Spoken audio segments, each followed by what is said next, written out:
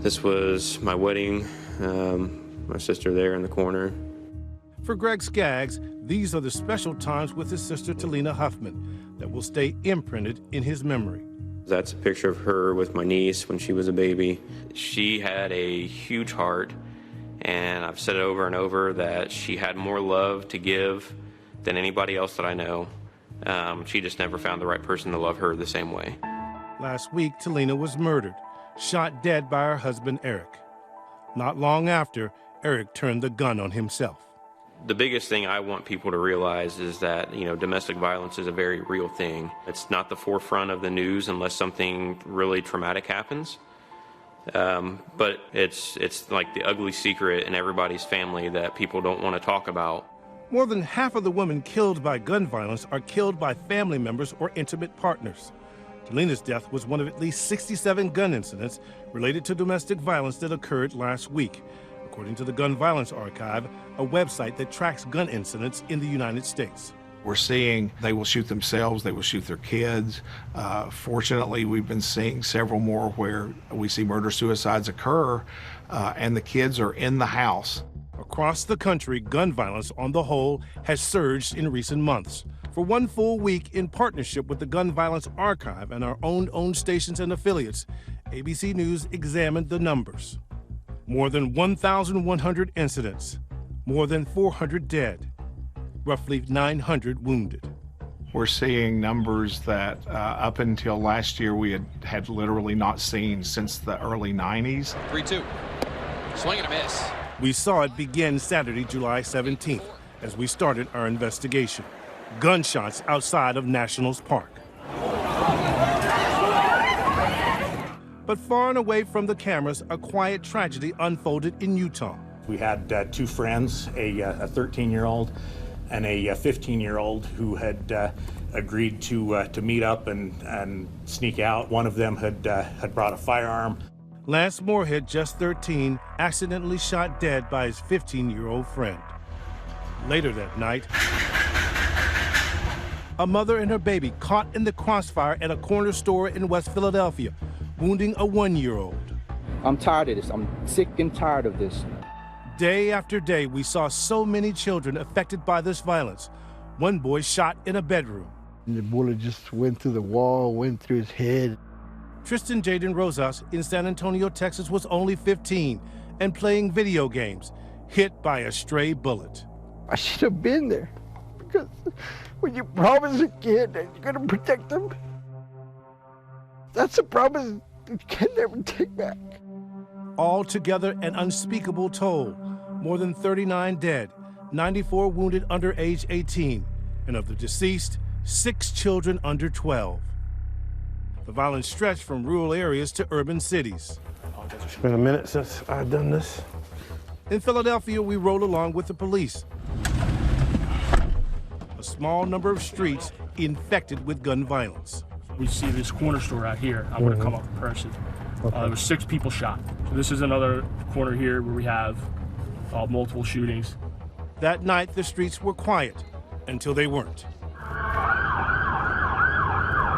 And now there's reports of shots fired at another end of the city. A shooting outside this restaurant, famous for its cheesesteaks. That's a shell casing right on the ground right there. See where the white circle's drawn around it. I don't know what it is. You get closer to 2 o'clock, stuff starts popping. As we waited at the scene, the horrible news. So he was pronounced deceased. The person here died. Correct. That's horrible. Philadelphia's police commissioner, Danielle Outlaw, told us the argument was over a parking space. A lot of the beefs or social media disputes or whatever, they're being resolved with a firearm. And sadly, we followed as reports of suspected domestic violence ticked up. Among them, Telina Huffman. That's a picture of her and Eric. She and her husband, Eric, had been together for 20 years. What were your first impressions of Eric, and when did something strike you as making you uncomfortable? Eric was a really nice guy from the start. Very helpful, came around a lot. I guess never really worked a job or anything for the most part. So that was something always that kind of struck me a little odd. Did there come a time that you sensed that The relationship was becoming abusive? No, not for a long time. We always knew he was kind of psychologically controlling of her. He really had to be around for all conversations, any phone calls. For a long time, we just kind of suspected the mental controlling, but not physical abuse. Greg, who works as a police sergeant in Muncie, Indiana, says he and his sister weren't always in close touch. He says both she and her husband Eric struggled with an addiction to methamphetamines. Did your sister ever express any direct concern about her life to you? No, and I think a lot of it was mostly due to my profession. If she reached out for advice, I would give her advice, but it was never anything to do with domestic violence. It was usually other legal issues that she was having or he was having.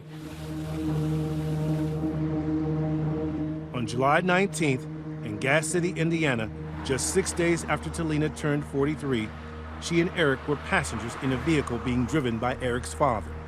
He had basically stolen one of his father's guns and snuck it into the vehicle. They were arguing in the vehicle, and during the argument, she was sitting in the rear seat, and he turned around and shot her at that point.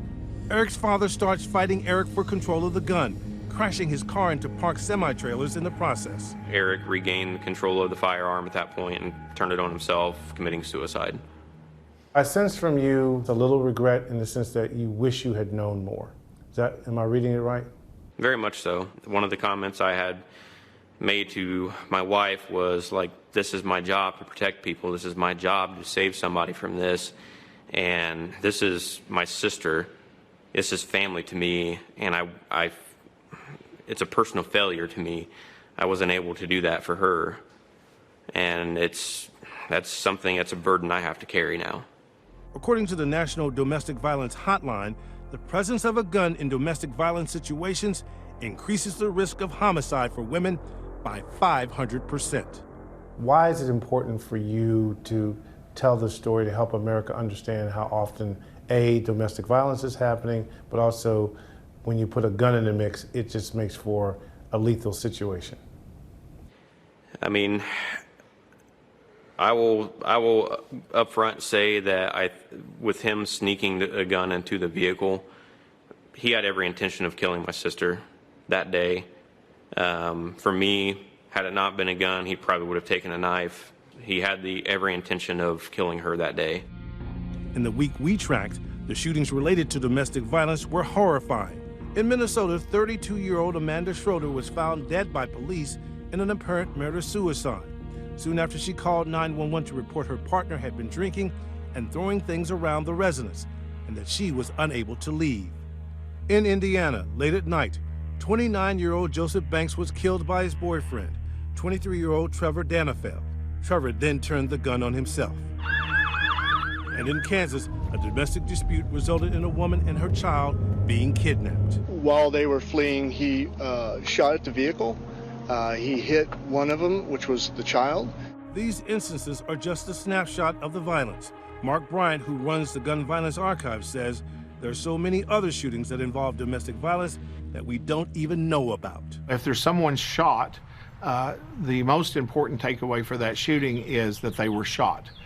So the police are going to bring out that they were shot. They're not necessarily going to go drill down on individual shootings, that it was domestic violence.